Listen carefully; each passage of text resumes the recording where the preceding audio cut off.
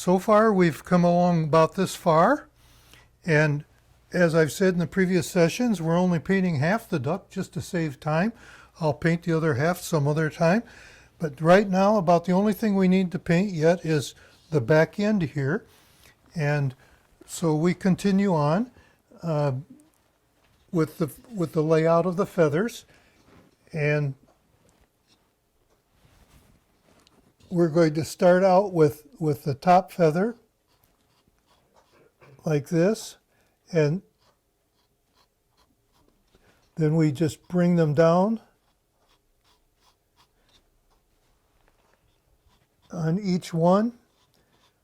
I know that these pencil marks are hard for you to see on the camera, but as I paint over them, they will tell me where I need to paint, and then you will see it a lot better.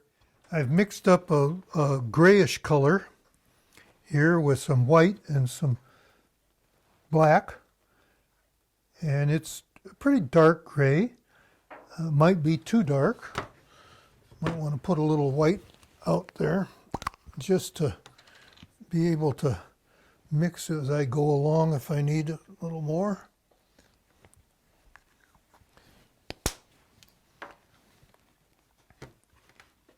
Yeah, that's a little better.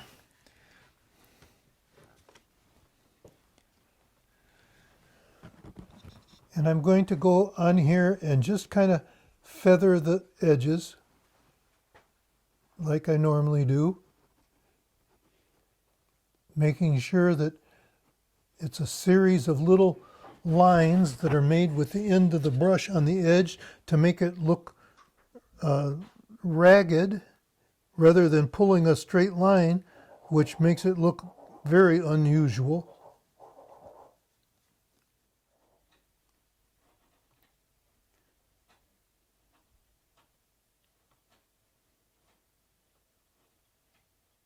As I've told you in previous sessions, there's no wrong way to paint a bird. Some people are very talented and know how to use airbrushes, and they use those to do it and really come out with some fabulous looking paint jobs. I just don't have that ability. Some people use oil paints. My very, very favorite carver paints in nothing but oils, and I mean to tell you, his birds look so realistic. It's just unbelievable. I've tried oils a couple of times, and with me, they end up being a mess. So, you know, you have to experiment a little bit and find out what works for you. I'm just showing you one way that I do it. And hopefully, if you try it that way, it'll work fairly well for you.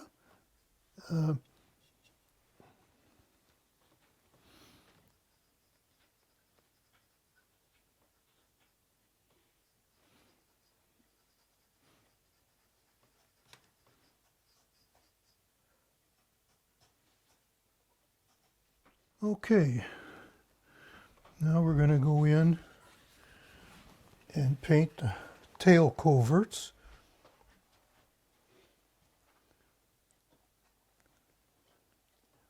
And again, you have to follow your patterns.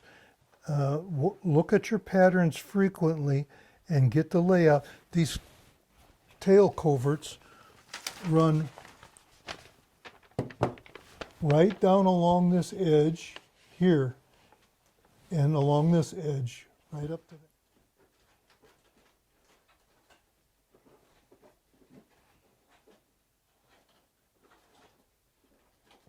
Now I'm going to take a real thin wash type amount of paint on my brush and just kind of texture this in a little bit at the base, make it look a little bit less uniform when I put it on there like that. And I can do the same over here and leave that center next to the stem, the darker portion of it.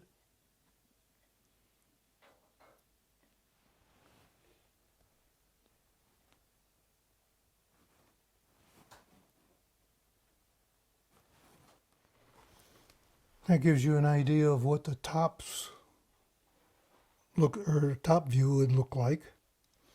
Now we get to the real interesting painting. We're going to paint the fluorescences. The first thing I start out with is yellow.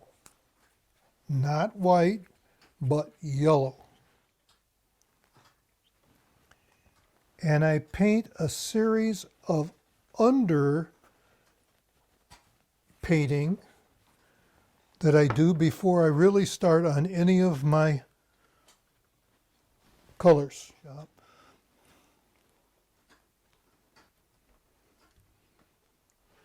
I want to get a brush that I can bring to a sharp edge and a small brush because I'm going to be painting many series of small paint or little stripes, and I'm going to do this the entire area on the bill or on the head here that I want to come out fluorescent or iridescent or whatever the word is.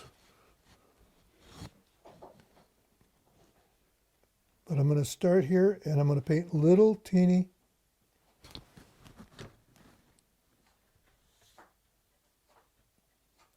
You say, wait a minute, that's the wrong color. That's right, this is an underpaint and you have to have it. And this is where you want to follow the proper direction of the feathers, and you're painting just like you're painting in a whole bunch of little shafts. Don't make this a solid. This is a series of little lines. And could you turn her a little bit? There we go. Okay.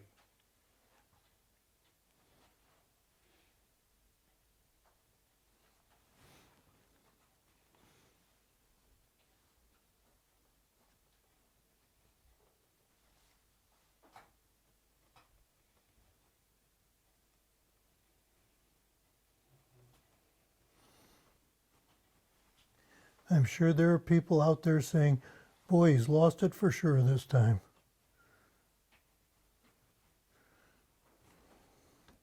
Because the first time I tried this, I thought, this has got to be wrong, but I'm going to try it anyway.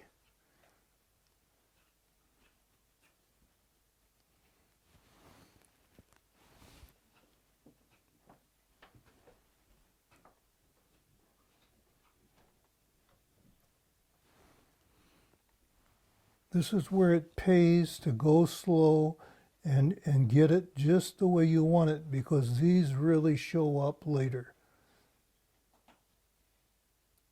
You want them small, you want them random, you want them fairly thick. You don't want them to cover up everything. Now the one thing I didn't do, and I'm not going to spend time doing it on camera, when I put the head on with the hot glue gun in the last thing, there's a crack around underneath the head and the body, and normally I go in and I fill that with filler, wood filler, and bring that up and smooth it out and then paint over that. And I'll do that with this one later on, but there's no reason that needs to take up time on the camera. So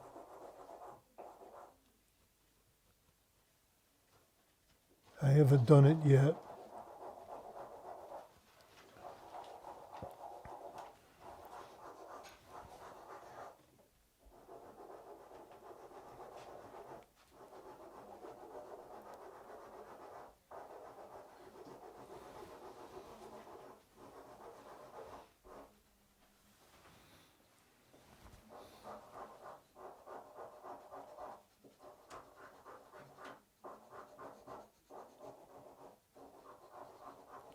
Keep your lines real fine.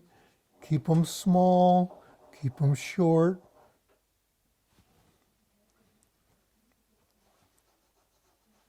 But fairly thick. You want, half of the surface to be covered in those small lines.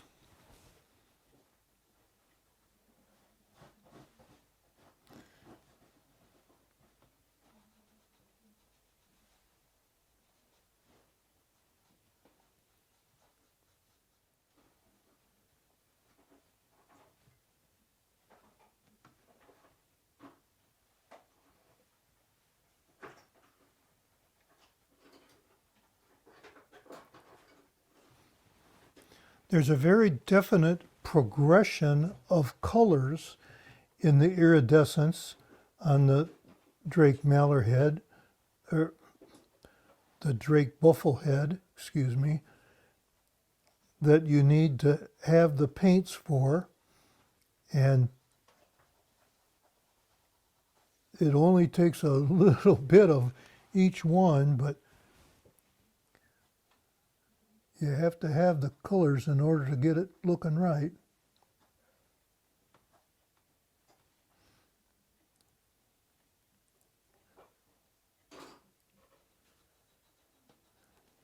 Okay, I've just about got this half of the head underpainted. And I see one spot I don't get enough color in here, so I'm going to go back and put some more color in there. Sometimes I don't have enough paint on the brush and a little too much water and it doesn't come out bright enough. And so I want to go in and I want it a little darker around the eye with a little less iridescence right there, so I didn't get in close to the eye. But you can see how yellow speckled I got him. All right. Now,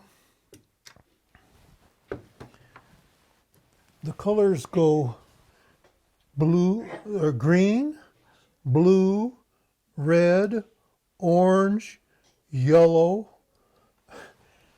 in that order. So we are going to put out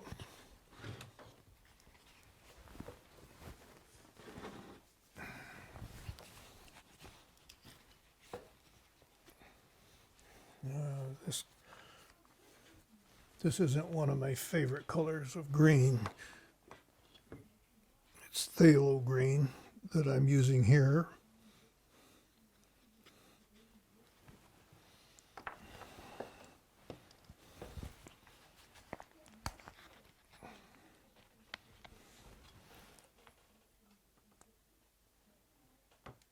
Little blue. This is cobalt blue that I'm using. Then let's see. There it goes. I didn't get the purple, and I need a purple. So I'm going to go to my box and get some.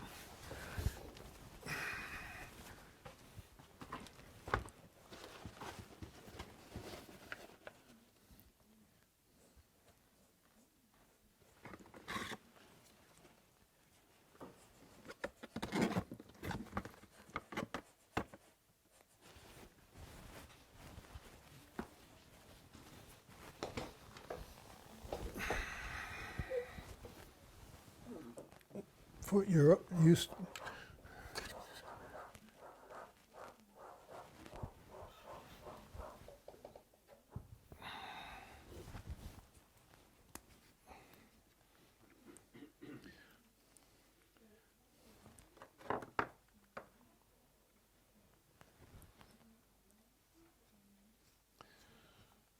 This is diazonine purple in a very old tube. It's a lead tube, believe it or not, so that tells some people how old it is. This is red. And it happens to be cadmium deep red. Then we go to yellow. No, we go to orange first.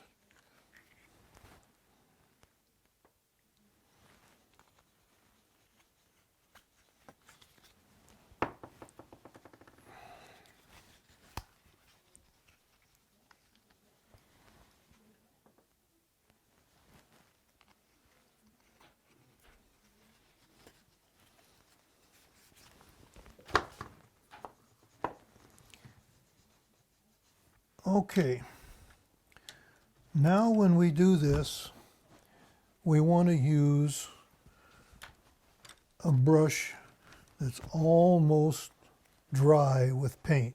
We do not want to use a lot of paint.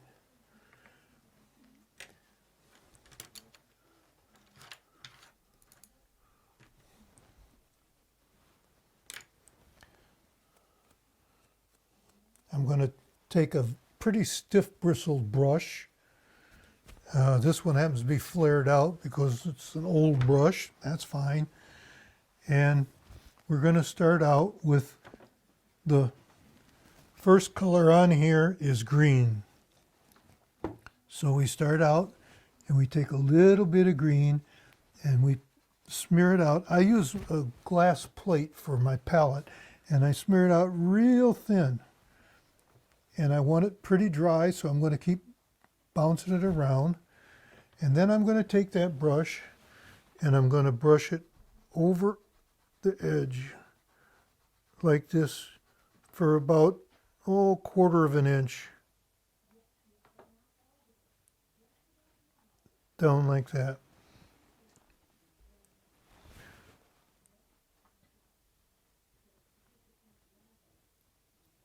And you see, as Turn towards me a little bit there. Okay. as I put that green on, that yellow disappears. You can see right through that green, but that without that yellow light background area, that green isn't going to show up on that black very well at all. So after I get done with that, then I go to the blue.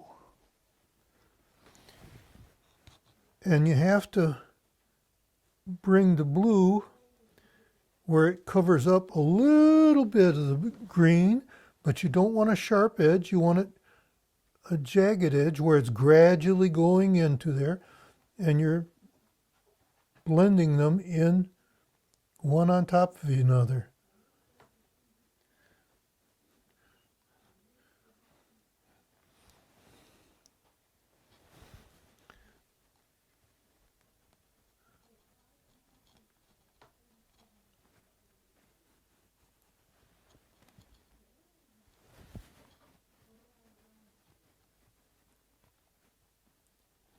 When you get it to where you think you've got it, then you can move on to the next color, and that's purple.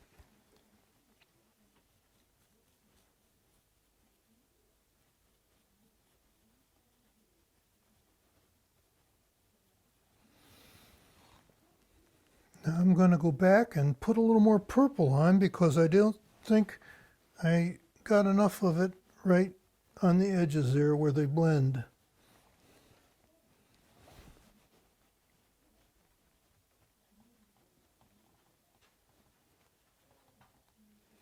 But you see, because of that yellow underneath it all, that's what allows these other colors to show. So now we're going to go in after the yellow and hit the orange.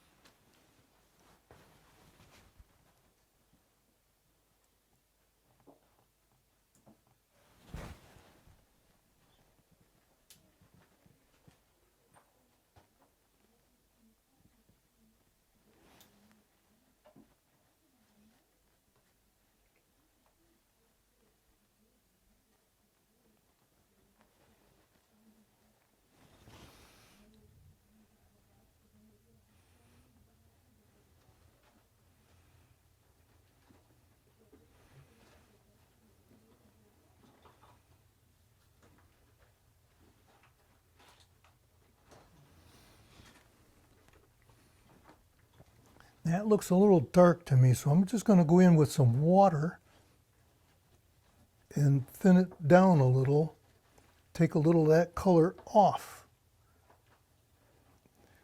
by soaking it up with the brush in the water.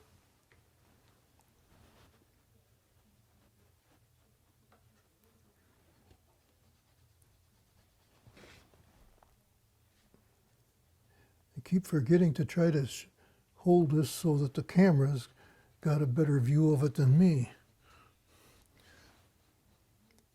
Going in with too much paint.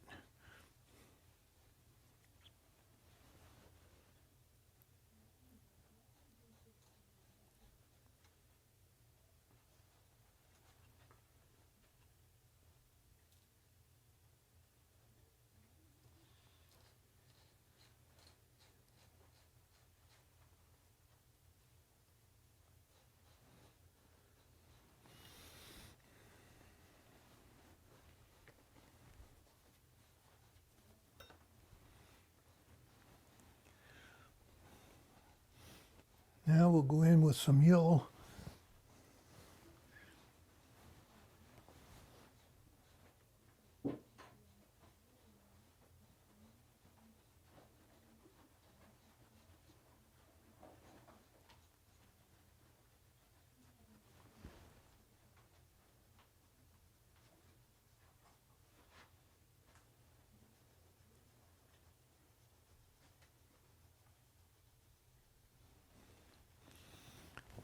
Then it goes back into green again.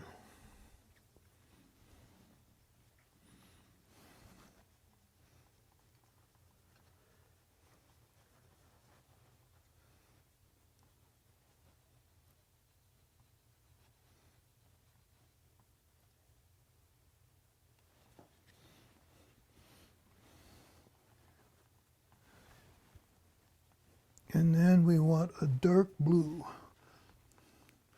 So I'll put a little black in there, a little blue.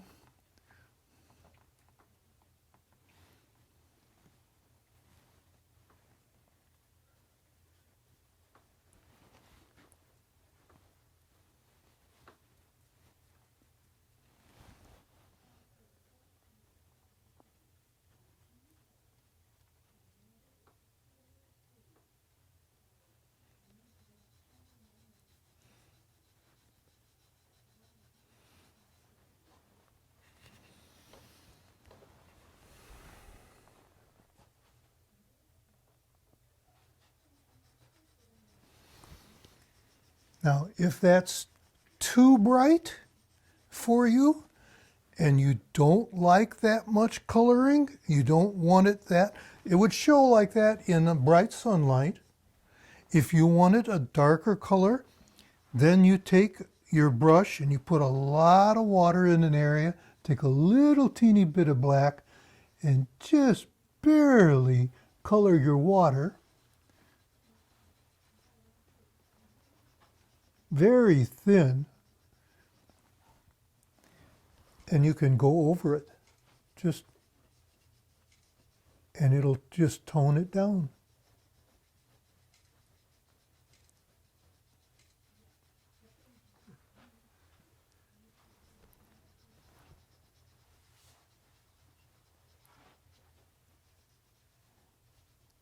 I don't know if you can detect it, but it is toning it down.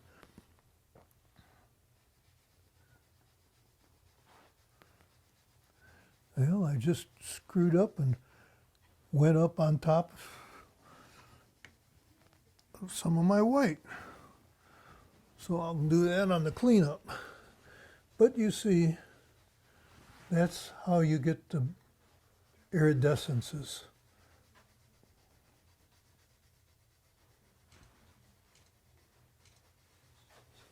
Now the next thing we want to do is we want to make the bill look a little more realistic. It's very flat now, and I want to shade it a little bit, and then I'm going to put a coat of varnish on it. So bear with me. I use semi-gloss acrylic varnish, polyacrylic that I use for a lot of my woodworking supplies.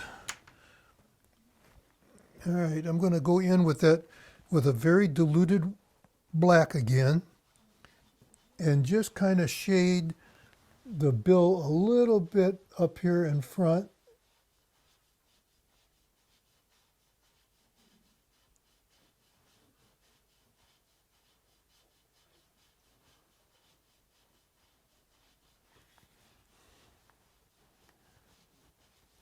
Because I'm going to put the acrylic on it.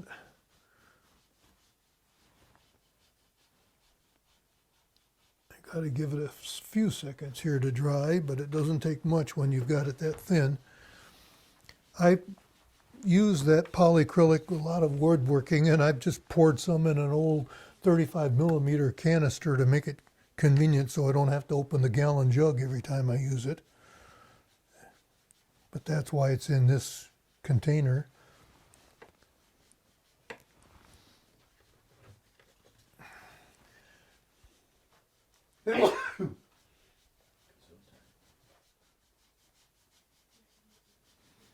This is the semi-gloss, if I didn't mention it. It's not the real glossy.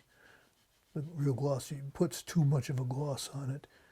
And if you get too much of a gloss on it, take some 4/0 steel wool and just lightly rub it, and it'll take the gloss down gradually for you.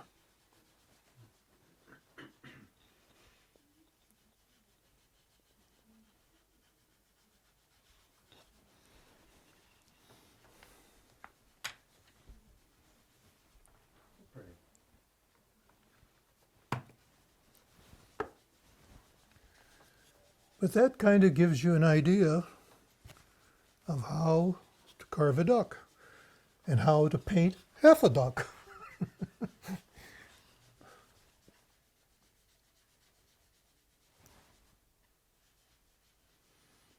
I've enjoyed this. I hope it inspires you to try to do some carving, and